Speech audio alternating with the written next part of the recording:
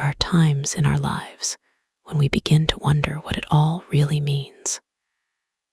You might be sitting in a comfortable chair, in a safe home, perhaps surrounded by the people or things you spent years working toward. And yet, a question rises up in your throat. At some point, most of us face what is called an existential crisis. This is a period of deep reflection, profound confusion, or a strange, heavy emotional flatness where you start questioning absolutely everything. Why am I here? What am I actually doing with this one precious life? Does any of this even matter in the grand scheme of things? It can feel frightening. It can feel like the ground is shifting beneath your feet. But I want you to know right now that this is a deeply human response. It is a response to change, to loss, and surprisingly, even to success. Yes, even success. We do not talk about this enough, but sometimes an existential crisis does not come from failure. It does not come from hitting rock bottom in the way we usually imagine. It comes from finally getting everything you thought you wanted and realizing it does not completely fill you. Think about the mountain you have been climbing. You spent years looking at the peak, telling yourself that once you reached the top, the view would change everything. You told yourself that the air would be clearer, that you would finally feel complete. But sometimes, reaching the goal, getting the job, buying the house, or securing the relationship gives you a fleeting sense of accomplishment and stability. And then the feeling fades. The confetti settles on the floor. The applause stops. And you are left with yourself. Sometimes, achievement uncovers a new layer of questioning. Your soul is hungry for more than milestones. Your spirit is asking for nourishment that a paycheck or a title simply cannot provide.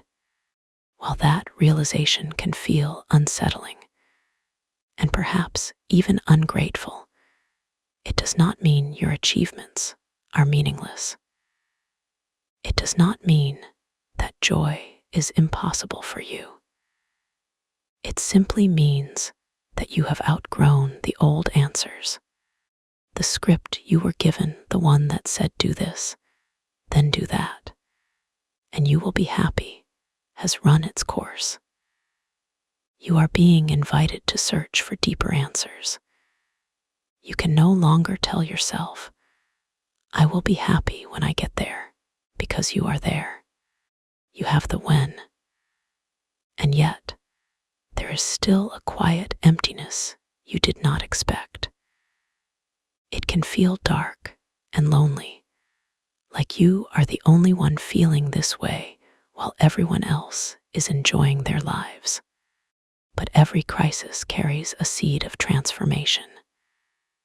You might rediscover more within yourself than you ever anticipated. This emptiness is simply creating space for new passions, deeper connections, or simply the courage to live more authentically than ever before. So let us look at the landscape of this feeling. What triggers an existential crisis? If you have ever found yourself wondering, why do I feel this way when nothing is technically wrong? It helps to look at the root causes. Here are some of the most common triggers that I see in my practice. Trigger number 1 is major life changes. Becoming a parent, graduating from university, moving to a new city, or retiring. These are milestones that society tells us are meant to define us. We bake cakes for these moments. We send cards. Yet, they can just as easily shake our sense of who we are and where we are going. When the celebration ends, the identity shift begins. You are no longer a student. You are an employee. You are no longer just a partner. You are a parent. The roles shift, and in that shifting tectonic plate of identity, we can lose our footing. Trigger number 2 involves unexpected turns. Getting laid off from a job you thought was secure, going through a painful breakup, or facing a sudden health scare. When life throws a curveball, the illusion of certainty shatters. We are forced to reassess what really matters. When the external structures we leaned on are kicked away, we have to see if we can stand on our own 2 feet, and that is terrifying. Trigger number 3 is feeling disconnected from our path. This is a subtle one.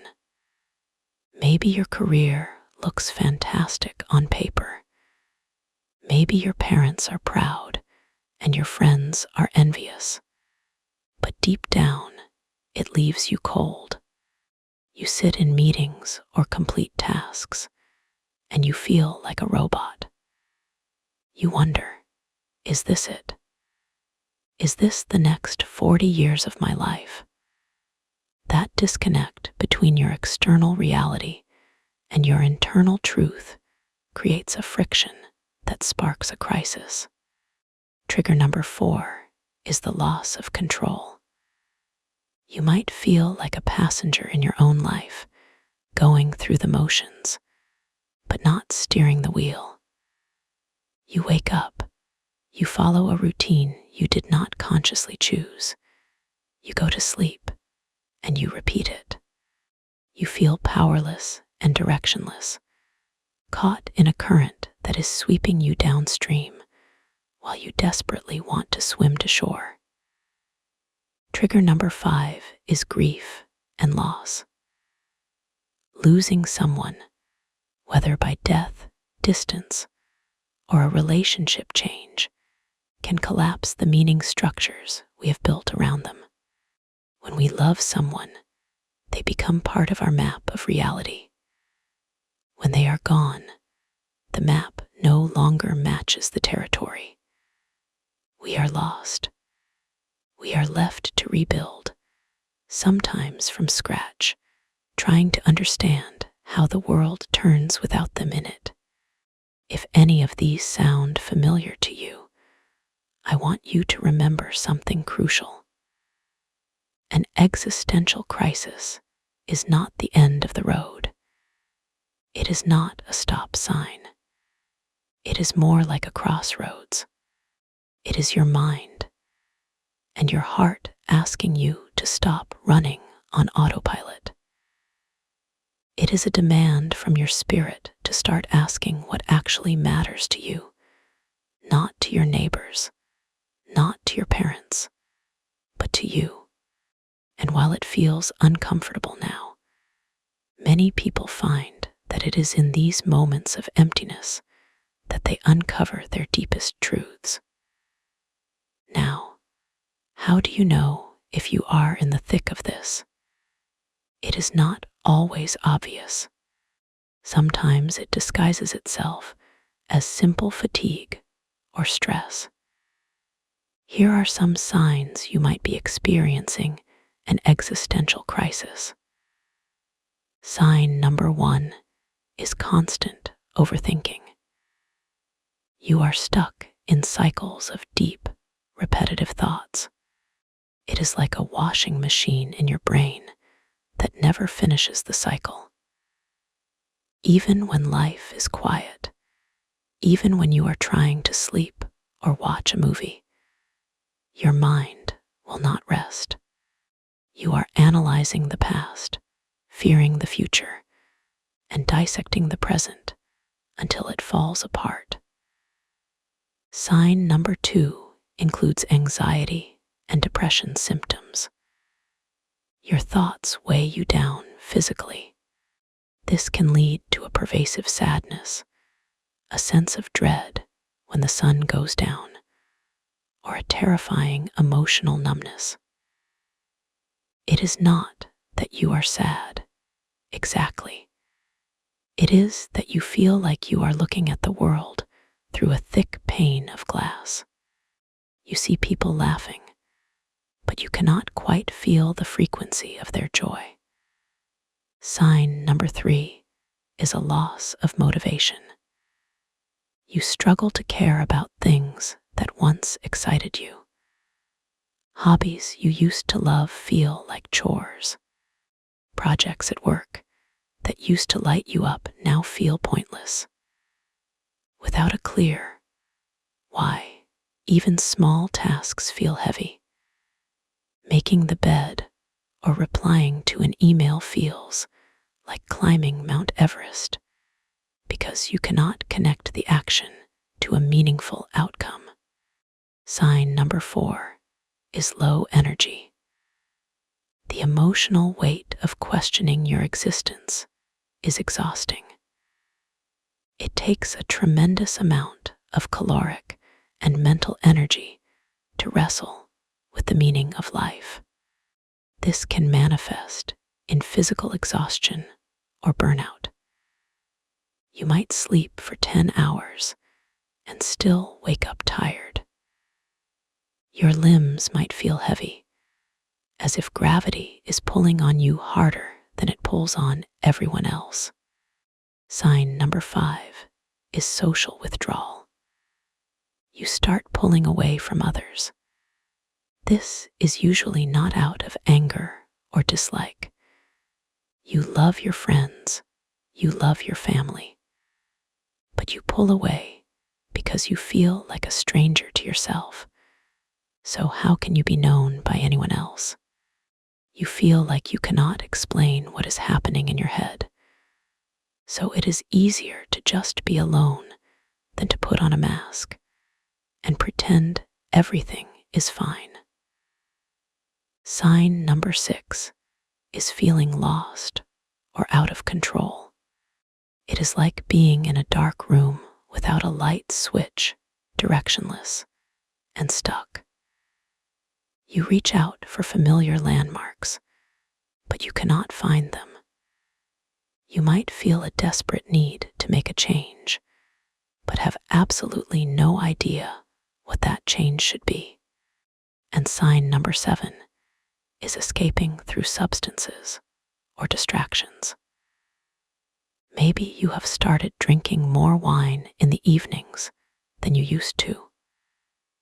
Maybe you are binge-watching television series you have already seen a dozen times. Maybe you are scrolling through social media for hours until your eyes burn. You are doing anything to numb the questions you cannot yet answer. You are filling the silence with noise because the silence is where the truth lives, and the truth feels too big to handle right now. I want to pause here and tell you something very important. An existential crisis does not mean something is wrong with you. It is not a flaw. It is not a failure. It is a turning point. It is a chance to step back and ask, what do I truly want my life to stand for? Think about the hermit crab. When a hermit crab grows, its shell becomes tight and constricting. It becomes painful to stay in that shell. To survive, to grow, the crab must shed that shell and expose its soft, vulnerable body to the world while it finds a new, bigger home. You are in that vulnerable phase right now. You have outgrown your old shell, the old identity, the old definitions of success, and you have not yet found the new one. It is scary to be soft and exposed, but it is the only way to grow. Sometimes we live within the safety of what is familiar. We follow routines, we check the boxes, and we forget to check in with ourselves. We live on the surface, but if you lean in, even just a little, you might notice something incredible. There is more in you than you ever realized. This crisis is stripping away the non-essentials. It is burning off the ego, the expectations, and the shoulds. What is left behind is the real you. So if you are feeling lost, overwhelmed, or empty right now, please be gentle with yourself. Do not try to rush through this. Do not try to force yourself to feel happy or grateful when you do not. Validate your own experience. Say to yourself, I am questioning my path, and that is okay. I am looking for deeper meaning, and that is a brave thing to do. Take this as an opportunity not to fix yourself, because you are not broken, but to discover yourself. Maybe this is life's quiet way of saying you are ready for the next chapter. This is not the end of your story. It is the cliffhanger before the best part begins. In the neuroscience of well-being, we know that the brain is neuroplastic. It is constantly rewiring itself based on our experiences and our focus. When you are in this state of questioning, your brain is actually priming itself for new learning. You are in a state of high potential. You are shaking up old neural pathways that have become rigid. This discomfort you feel is the sensation of your brain trying to forge new connections, trying to understand the world in a more complex, nuanced, and ultimately more rewarding way. So, how do we navigate this without drowning? We start small. We stop trying to solve the riddle of our entire existence in one afternoon. Instead, we look for micro-meanings. We look for meaning in the sensation of warm water on our hands when we wash the dishes. We look for meaning in the way the light hits the floor in the afternoon. We look for meaning in a genuine smile shared with a stranger. These small moments are the bricks we use to rebuild our house. You might also try to reconnect with your values. Not the values you think you should have, like being productive or impressive, but the things that actually move your heart. Is it kindness? Is it creativity? Is it freedom? Is it connection? When you feel lost, your values are your compass. You might not know the destination, but if you walk in the direction of your values, you will never be truly lost. And please connect with others, not to pretend, but to share. You would be astounded by how many people around you are feeling the exact same way. We are all walking around with these heavy questions, pretending we have it all figured out. If you drop the mask, you give permission for others to do the same. And in that shared vulnerability, the loneliness begins to dissolve. If you are experiencing the physical symptoms, the low energy, the anxiety, treat your body with extreme kindness. Rest, eat nourishing food. Move your body gently, not to burn calories, but to remind yourself that you are here, inhabiting this physical form. Your body is the vessel that will carry you through this storm, so keep it strong. Remember, the goal is not to go back to how things were. You cannot go back. You have seen too much. You have felt too much. The goal is to move forward into a life that fits who you are becoming. This crisis is an invitation to upgrade your life from the inside out. It is asking you to trade a life that looks good for a life that feels good. It takes courage to sit with these questions. It takes courage to say, I do not know.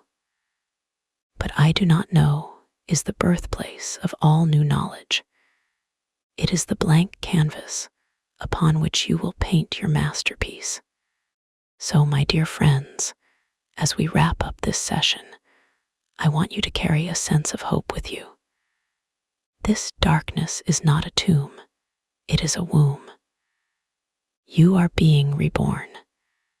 It is messy, it is uncomfortable, and it is confusing, but it is also the most profound work you will ever do. You are not alone in this.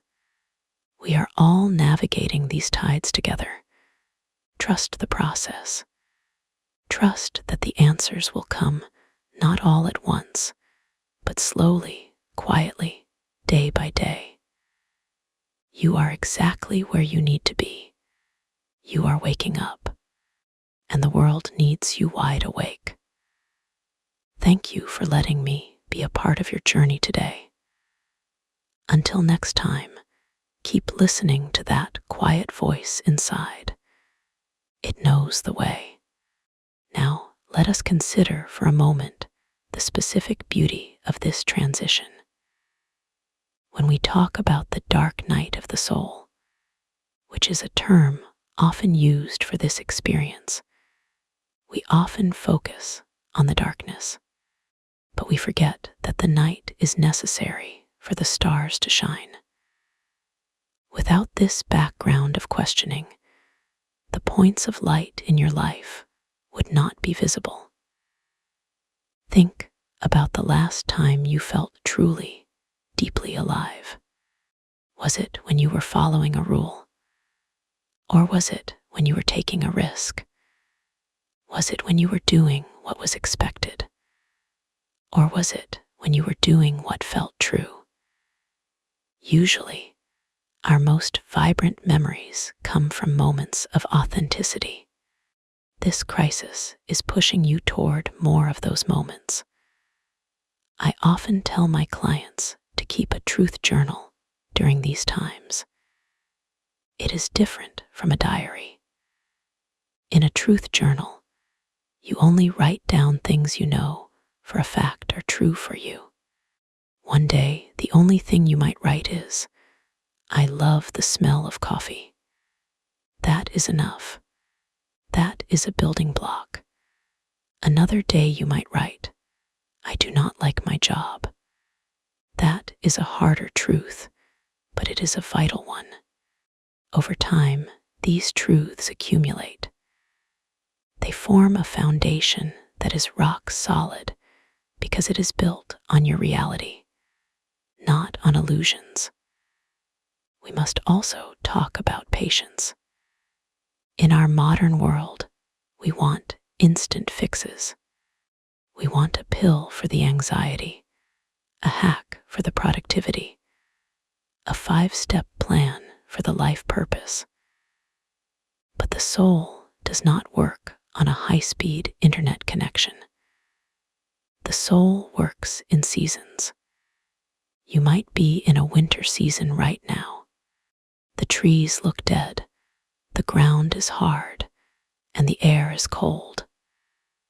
But deep underground, the roots are growing.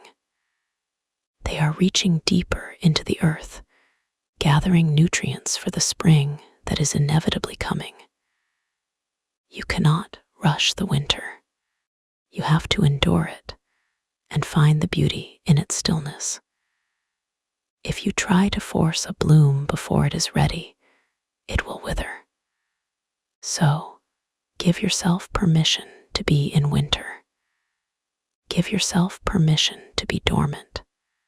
You do not have to be productive right now. You do not have to have a 5-year plan. Your only job is to survive the winter and listen to the roots. When the spring comes, and it will come, you will bloom with a ferocity and a color you have never seen before. The fruit you bear will be sweeter because the roots have gone deeper. This is the promise of the existential crisis. It is the promise of a richer, deeper, more flavorful life. I know it is hard to believe that when you are in the middle of the fog, when you cannot see your hand in front of your face, it is hard to believe there is a path. But you do not need to see the whole path. You only need to see the next step. And sometimes, the next step is just taking a shower. Sometimes, the next step is just calling a friend. Sometimes, the next step is just breathing. As we close, I want to visualize something with you.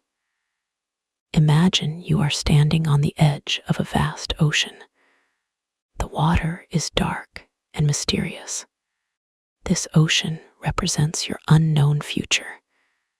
It can look scary, but notice that the sun is beginning to rise on the horizon. A thin line of gold is painting the water. That light is your inner wisdom. It has always been there, even when the night was at its darkest. It is rising now. It is illuminating the waves. You do not have to swim across the whole ocean today. You just have to dip your toes in. You just have to trust that the water will hold you. You are powerful. You are resilient. You have survived 100% of your bad days to get here. You have navigated heartbreak, loss, confusion, and fear, and you are still standing. You are still breathing. That is evidence of your strength. Do not let the fear of the unknown paralyze you. Let it make you curious. What is on the other side of this feeling? Who is the person waiting for you on the other side of this crisis? I have a feeling that person is pretty amazing.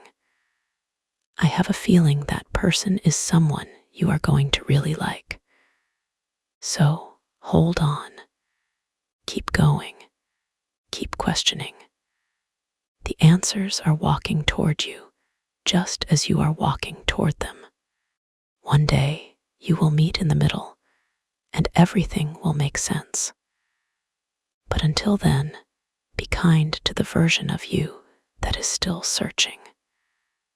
That version deserves your love more than anyone. Thank you for being here. Thank you for being you. You are a miracle in motion. Never forget that. From my heart to yours, sending you waves of happy aura and deep, grounding peace. Goodbye for now.